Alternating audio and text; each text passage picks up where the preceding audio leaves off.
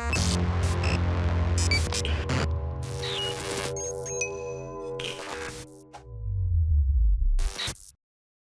everyone, welcome back to CricketBatInfo. If you do enjoy the videos and you actually want to support what I do, I just ask you to click like and subscribe. Make sure you hit the bell icon and comment on the videos. Get some conversation going, something that's interesting. You can contact me on the Facebook page. You might find links in the descriptions to bats. I'm not trying to sell you anything. I'm just trying to present to you my opinion on a particular bat. There's a catalogue of well over 200 videos, always improving. So today we've got a lapel microphone on, so I've got some stronger lighting. So anyway, let's get on with the video. So today what we've got is a B3.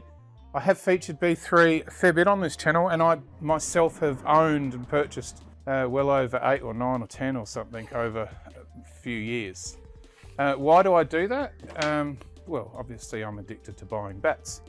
But I do it also because I like what I can get with B3 that I can't get with most of the other manufacturers, and that is that I can see what I'm getting before I get it, and I can have control over certain aspects of any particular bat before it is actually made. So that might be the length of the handle, the length of the blade, specifying what weight I want it to be, what handle shape I want it to be, what color stickers I want, whether I want it knocked or not, whether I want scuff on, whether I want to buy a bag or whatever. All those things I can do at B3 and have a lot more confidence that I'm going to get what I've asked for because of the CNC manufacturing. And therefore what I'm seeing when they send me a picture, which I'll put one up now of this particular bat, they did modify it to make the toe thicker, and they sent me a photo of the clef, so I knew what I was getting. It gives me confidence when I'm buying the bat. So about 6 weeks ago I posted on the Facebook channel that B3 had a promotion on this, and I actually bought one myself. 595 Australian dollars gets you a bat grade 1, which is their 3-strike, in this sort of shape, which is aimed at the amateur, much fuller, slightly higher middle, thick toe, thick shoulders, fully knocked, with a bag and delivered. $595. I think it's an absolute bargain. You can see there that's a grade 1. It's got a tiny little bit of marbling on the edge there, but nothing really to worry about. I've got nearly 10 grains across the front. This new prop is supposed to help me hold the bat while I do the measurements. You get about a 36mm edge. So that's saying 38, okay. The shoulders are about 16mm. The toe edge is quite decent. It's about 22mm, and the depth of the toe at the center is about 25. So decent thickness. It's good enough to actually hold up to the rigors of amateur cricket.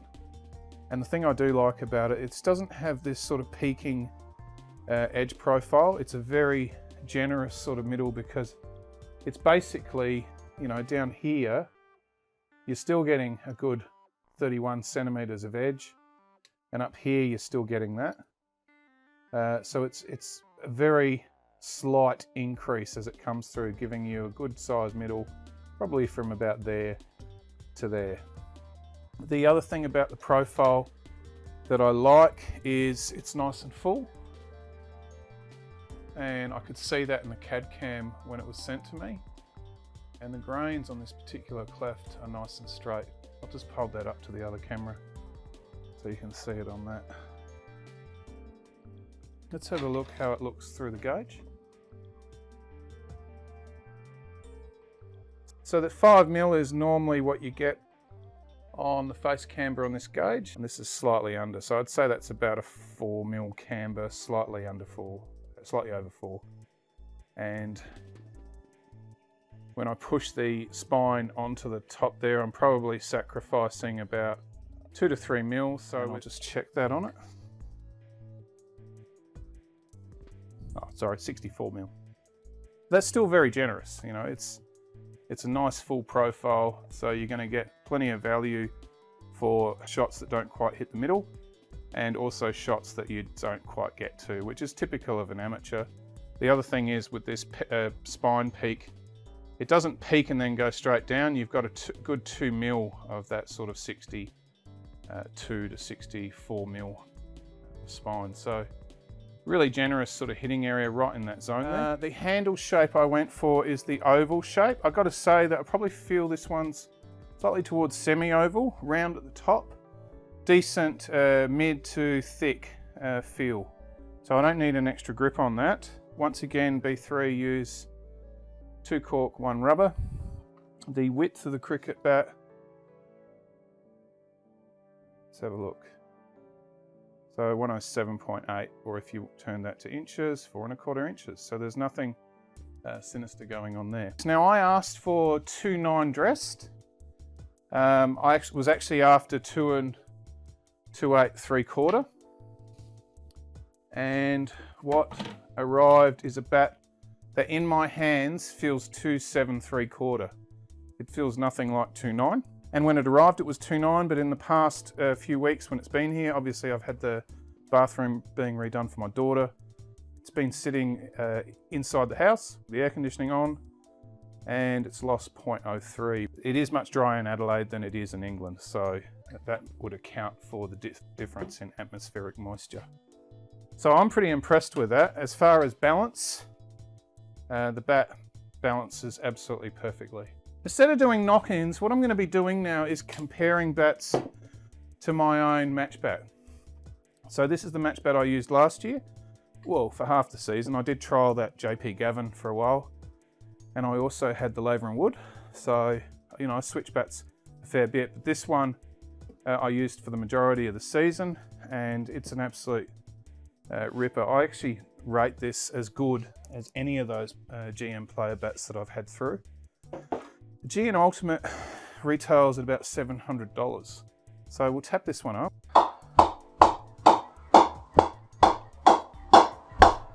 So off that blemish there, it's an absolute belter. So I want you to look at the amount of rebound, not so much the sound, the amount of rebound. So I'll line it up on that camera.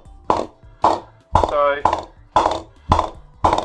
mid-low, not really. It's when you get into mid-high, it goes off that piece there. It's like that. It sounds really good. Obviously it's been used, it's been played in. I did strip this down for that video I did recently and rescuff it.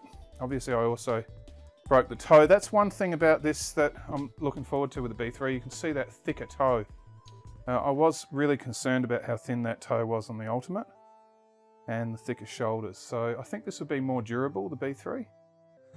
But this bat here, I think I've said it before, this 43mm edge, it doesn't go through the gauge at all.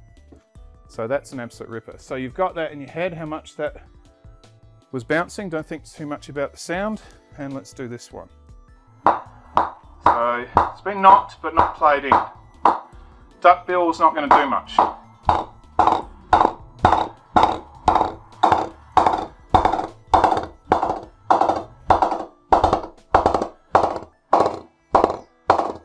So up here, where the other one is, it's going really well. And I think it actually extends a little bit lower than the grey neck. But right there, which is the same as on this bat, it's going really well. There's a couple of pin knots hidden behind there and it seems to rebound really well off of those.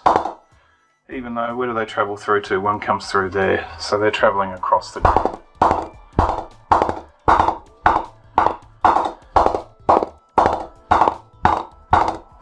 So yeah, that's lovely. I actually really do think that B3 have got their pressing system perfected, and they do press every clef individually on a manual roller. I think that's great value, particularly when you compare it to, well, if that was knocked, it would be $750, and if it came from England, it would be $790, and if it had the bag, it'd be $810, and that would be $210 more than this. So that's a good saving, and I think there's not too much difference between those two bats. Well done to B3, that's the new Imperium. That is a series shape. Let me know in the comments what you thought. Well done to B3.